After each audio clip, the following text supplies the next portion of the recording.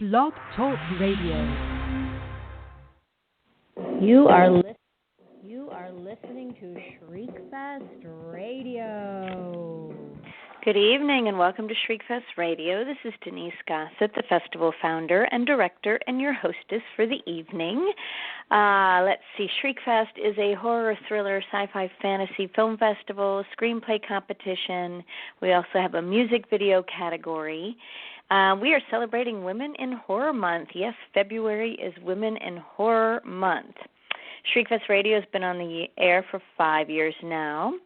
And let's see, tonight's call-in number, if you have a question for myself or for my guest, is 657-383-0171, 657-383-0171. And if you're shy and you'd rather not be on the air, you can always tweet at Shriekfest, and I will periodically glance at those and get your questions answered. Let's see, we've got some announcements. Shriekfest LA is October 4th through the 7th. Mark your calendars. Shriekfest Orlando is October 20th. We are celebrating 18 years in LA and 2 years in Orlando. And the next cutoff date for our call for entries is May 1st, so get your projects in.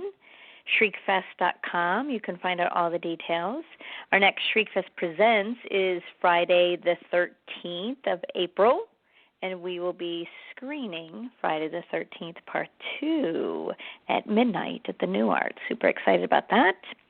We're going to have some special guests as well. And I am really excited about my tonight's guest. I haven't chatted with her other than email since the festival. She took home the Best Horror Feature Screenplay Award in 2017 for her screenplay, The Heebies. Andrea McGee. Let's welcome Andrea to Shriekfest Radio. How are you? Good. How are you doing, Denise? I'm doing good. Good to hear your voice. So you've had a big move to LA. How's all that going? Good. It's a little bit of a culture shock, but it's going pretty good. I know, right? People are a little self-absorbed, aren't they? I mean, I met some really good people. It's just getting accustomed to. I mean, it was a big move. And moving away from family and friends to a new city and starting a new job. You know, it was all a bit of and everything happened so sudden. So it was a little bit of a shock, and I'm trying to get accustomed to how people drive and where to go, where not to go. I know. How long has it been that you've been there now? It'll be it's 3 months. 3 months. Yeah, it takes a little while. You know, I think I spent my first few months just kind of, exploring a little bit, getting the hang of the place, and because there is so much. I mean, there's just so many people and cars, and what about the smog? I mean, you're from Florida, right? So you're not really used to the smog either. Yeah, when I first got here, I thought it was mist, and I was like, "Ooh, that's pretty." And then somebody at work said, "That's smog, and that's probably why you're coughing." And I'm like, "Oh, okay." I said, "Does the cough go away?" And I'm like, "Nah, probably not." I was like, "Okay, sorry." It's pretty, the though. sad thing is they say living in LA is like smoking a pack of cigarettes a day. Oh gosh. I know. So what I want you to do is later tonight or over the weekend or something, Google oil pulling, and it will help you get the toxins and junk out of your body. I swear by it. I swear by it. So, look into that because I'm telling you, like, when we would travel out of L.A., like, you could immediately feel the difference in how you were breathing. It's kind of scary. Oh, really? Oh. Yeah. I think I might be used to it now because now the coughing kind of went away, but Yeah. But, there's a lot of great things that are coming. You've got a great job, right, editing? Oh, no. Well, right now I'm a production assistant, Oh, a okay. great company. Yeah, I was like, and everybody's like so nice, and it helped with the move because, like I said, you're moving away from family and you're moving away from friends. Sure. And I do know a couple people here, but it's not the same thing as when you knew everybody back home and you have family back home. So it's like it helps that I work with a great bunch of people, and I have a great roommate and a great friend here, and my aunt and uncle live here, and there's some schoolmates that live out here too. And everybody's kind of doing their own thing, but it's like you're so busy.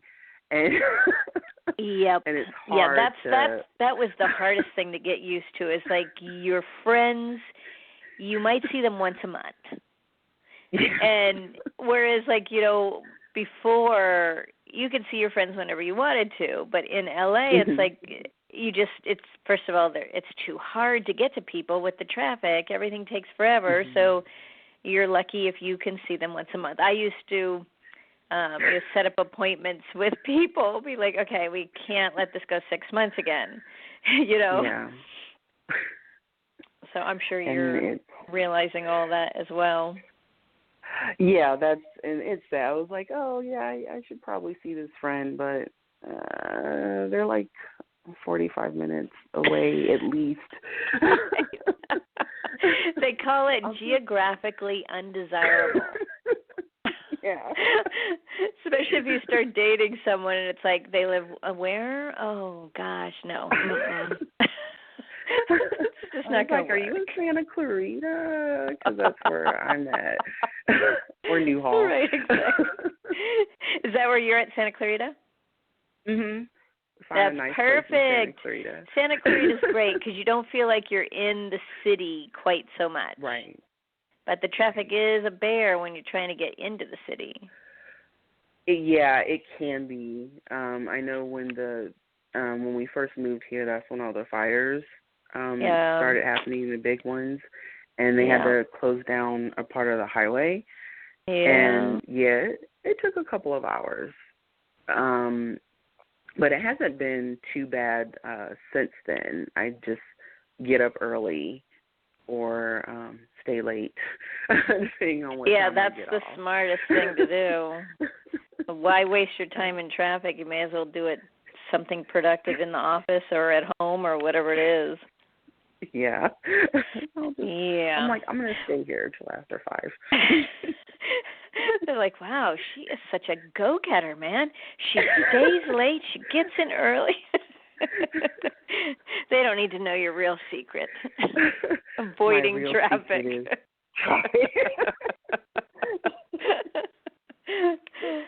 Oh, my gosh, Andrea. So, okay, let's talk about the Heebies because, as I just said, it won, and it's such an awesome script. Where did the idea come from? It actually came from a few different places. I definitely drew a lot of inspiration from my favorite horror movie, which is Night of the Creep, and The Thing.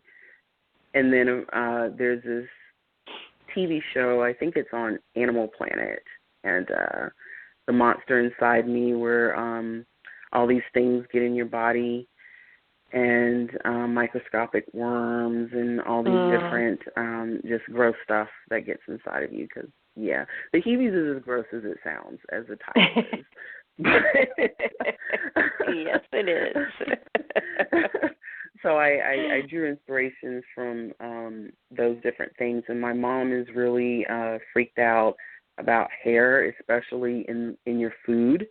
Oh, yeah. So, that's why they look the way they do. It was really to gross my mom out, and she still hasn't read it. She picked it up. She was like, I don't know if this is gross. I don't want to read it. You're like, thanks, Mom, for the inspiration. I was like, but I wrote it to gross you out. You have to read it so you can be disgusted, Especially, when you're eating pizza. Oh, so, God, yeah. That's, I just drew it from, different places. And around the same time, there was little I was living in Atlanta when I came up with the idea, and we had a Ebola scare or something, and people were really like careful about the food, and I even witnessed it here when the flu kind of came around. And I got a little sick, and people were like, do not cough or do not look at me. If your eyes are watery, if you're snotting, don't do it. People are really freaked out about getting stuff from people.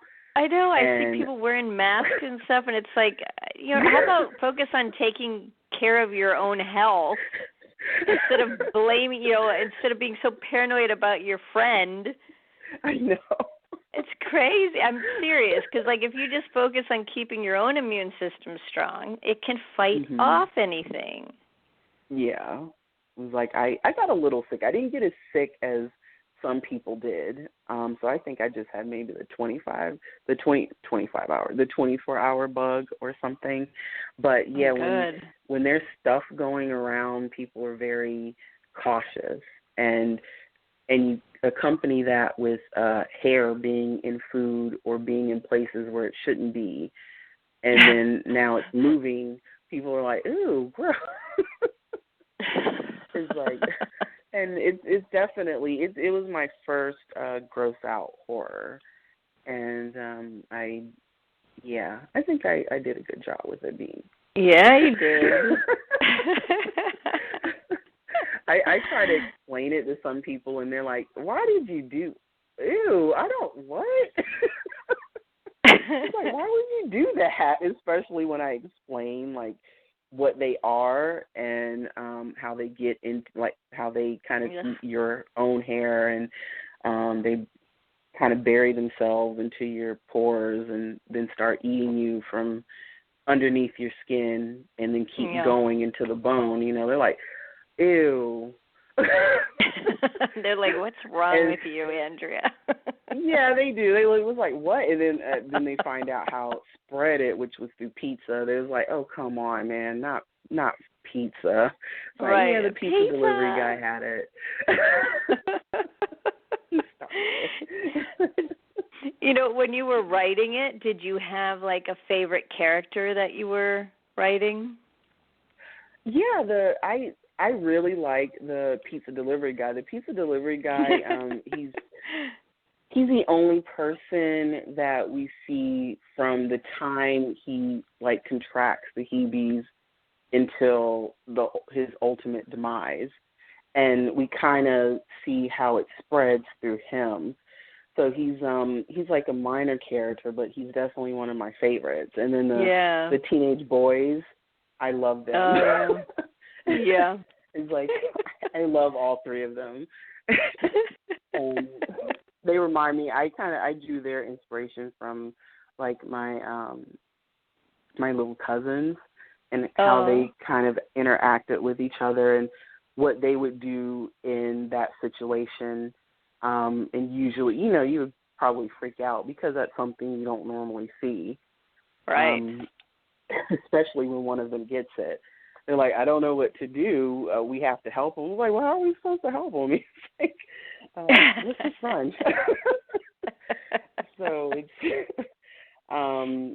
it's definitely. I had fun writing the minor characters because usually in a horror movie, you have the main character, and you definitely want them to be present. But not every main character is Ash.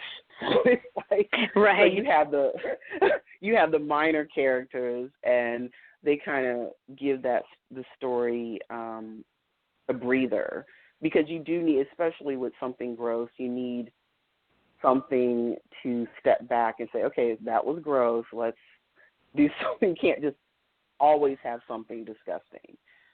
So the comic relief is what I really enjoy writing those characters.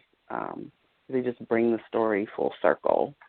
Yeah, well, and with something that gross, you need that comic relief. Yeah, I was like, because I was weighing my options. I'm like, well, I don't want to make it serious, So there's a lot of comedic aspects intertwined with that, the grotesqueness, and I did that so you would have fun watching it and just not be, I can't watch this. It's just right. I can't read this stuff. It's like it's just one nasty thing right after another. I'm trying to eat my pizza. I'm just trying to enjoy life. And so with the comedy relief, like the brother, the protagonist's brother, he's another comedy relief, and he's one of my favorites too. And you always have to kind of kill your darlings. It's a horror movie, so I mean, right? Yeah. And it's kind of funny when people read it. There's like, I'm so sad. Why did you kill the brother? And spoiler alert. Sorry, it's a horror. It's horror. People die. And the characters you like the most are usually the ones that go the worst, and that makes a good horror film to me. Unless you're Apt, of course. I don't want to see anything like that happen to him. But for the most part. Yeah, it's a big body count, and how many? There might be 16 deaths that you see. Ooh. Whoa! But like I said, the pizza guy is the only one you see from beginning to end. You see people in different stages, usually towards the end or just towards the beginning. But he's the only one that comes full circle as far as. How does this affect people and how fast it affects people? So yeah, I had so much fun, and I'm glad you guys had fun reading it. Yeah, we sure did. So, how long have you been writing? Like, when did the bug officially bite you? I was writing short stories when I was younger. I didn't start writing screenplays probably until 2011, 2012. I started writing my first screenplays, and now it seems like I can't write any other style. I had another idea. I was like, I'll write a novel. I'm like, nah, this is not a screenplay. I don't. But it's like, I need that format. I don't understand. These are just a bunch of words together. I don't understand what's going on. But I started writing short stories when I was relatively young. I was the only child growing up, and my mom and I used to watch a lot of horror movies. I used to tell a lot of stories, and used to have a lot of stories. My grandma would tell stories, and my uncles would tell stories, and sometimes I would kind of recapture those stories in a notebook or a series of doodles. So I was always telling stories in that manner, but I didn't start officially writing, I guess, until my last 2 years of college when I was getting my bachelor's. And I was like, I really do like writing, and I want to pursue this as a career, as a writer, and I love editing, so I love doing both of those. I love video editing and I love writing, because you're telling a story in both mediums. Sure. And I was like, I think I really like writing screenplays. So I just started writing them, and oddly enough, my first screenplay wasn't a horror. It was actually it was a love story. Yeah. But it came off awfully dark. It was like, what? This is a weird love story. I'm like, your horror love was creeping in. Yeah, it was a little creepy. It didn't come off the way I wanted to. So I was like, okay, well, I'll stick to what I know best, and that's horror and I love horror, sci-fi, fantasy. But I tried to do the love thing. It just didn't go the way I planned. I thought it was like, oh well, it's written well, but it's kind of creepy. I mean, I don't know if I like this connection between these two people. And I was like, oh, okay. But it was like a part of the story was like there was this old couple, and they were celebrating their anniversary, and they were just doing these things around town to recapture like what made them fall in love, and then at the end they go to the cemetery because they're both dead. So it's it was their anniversary. It was like the anniversary of their death, actually. But it was like, wow. Was this a full feature or a short? It was a part of a feature. I tried to, I think like all writers do, we try to do these stories that intertwine. Uh-huh. That was my love, actually. I like it. And the stories were all kind of that way. They were just these different characters and the different perceptions of love. So with them, it was they had like this eternal love, and then there was chocolate, and it was just this woman and her son baking a chocolate cake for his sweetheart, like a little teenage son. And then the last one was a man who actually fell in love with a mermaid. It was all over the place. It was really messy. And it was also, and it sounds cute. Some of it may sound cute, but it actually, they all kind of ended a little dark. Well, chocolate didn't. Chocolate was kind of cute, and it was like in the middle, and it was like, that was cute. I don't know what this other stuff is with people dying and this guy falling in love with this fish thing that died, and then and this other lady who's is she dead? What's going on? But it was my first attempt at writing a feature, and so I look back at it, and when you look back at your old work, I was like, what was I thinking? I was like, I don't even understand. It sounds really creative, though. Yeah, I thought it was at the time, and then I was writing it. First of all, it was too long. Like, it was like 140 pages, which was, it was too long, and it had too much stuff going on, and it wasn't really a love story. When I look back on it and at it now, maybe separately some of the stories could work, but not together. They just should have never been together. And one of my favorite parts was like Unrequited, and it was this guy who, it was like his point of view, and he was in love with another guy who was in love with another girl who was in love with another guy, that kind of thing. Right. And there was another girl. There was a girl who was into him, and you could tell, but he just wasn't interested. So nobody was happy at the end of that either.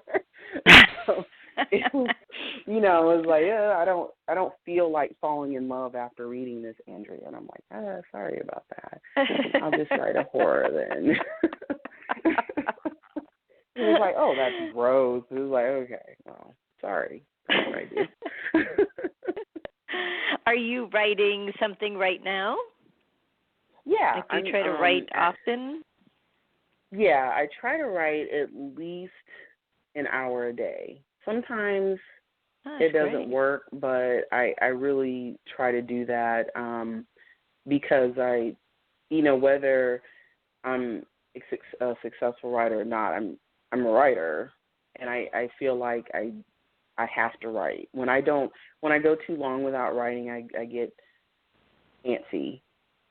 So I'm trying to wrap up. It's like I have to. I just have to do it.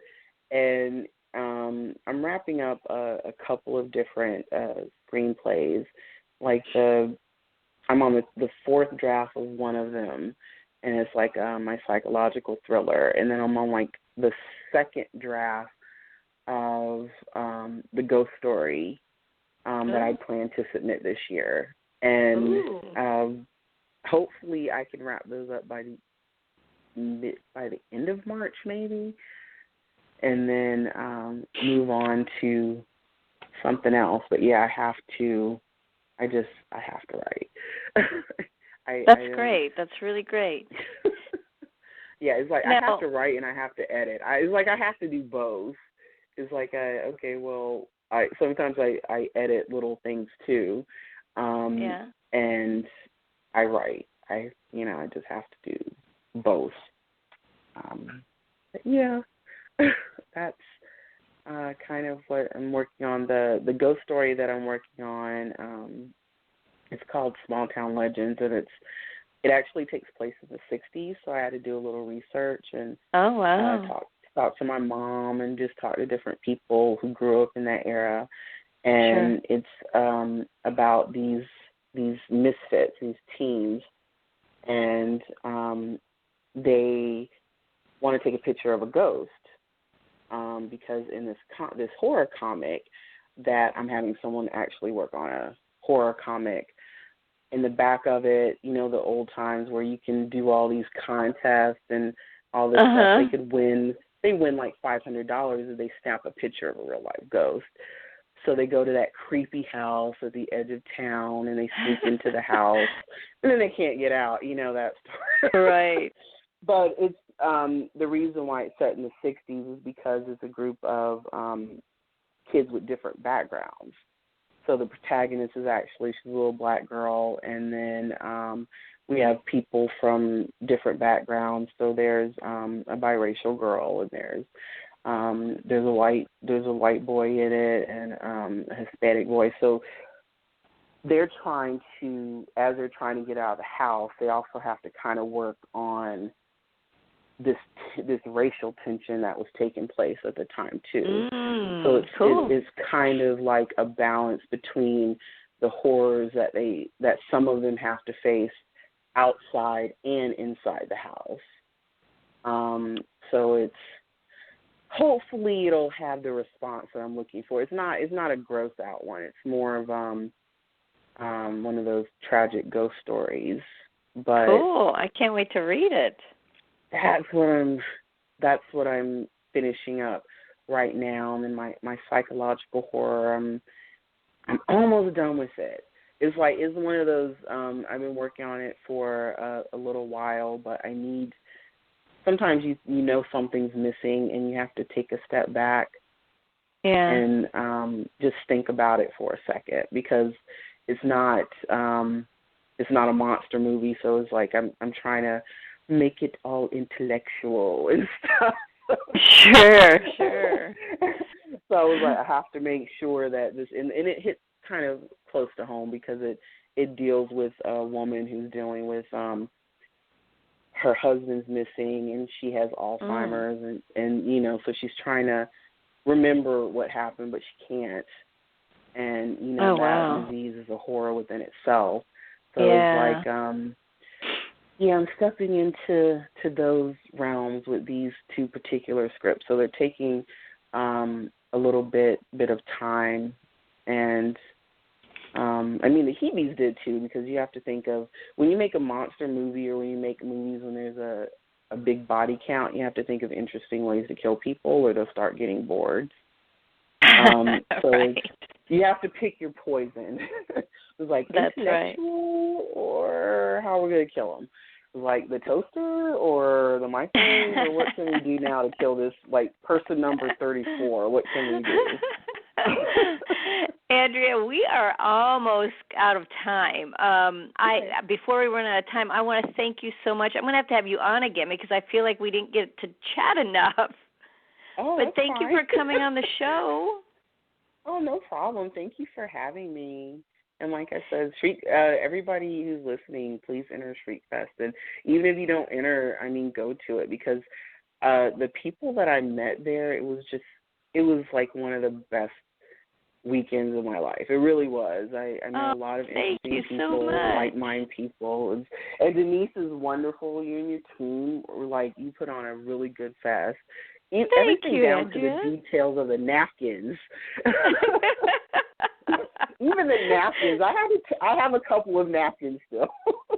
Aren't they cool? Yeah, they were. There was a napkin that had blood on it. It said, "Help me." It was really cool.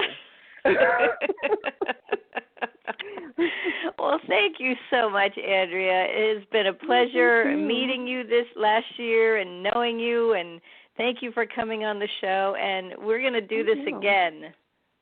Yes, I'm ready. All right, girl. Well, we will chat soon, and I look forward to this new script. Yes, ma'am. Thank you for having me. All right, thank you. Have a good night. You're welcome. You Bye-bye. too. Bye-bye. You are listening to Shriekfest Radio.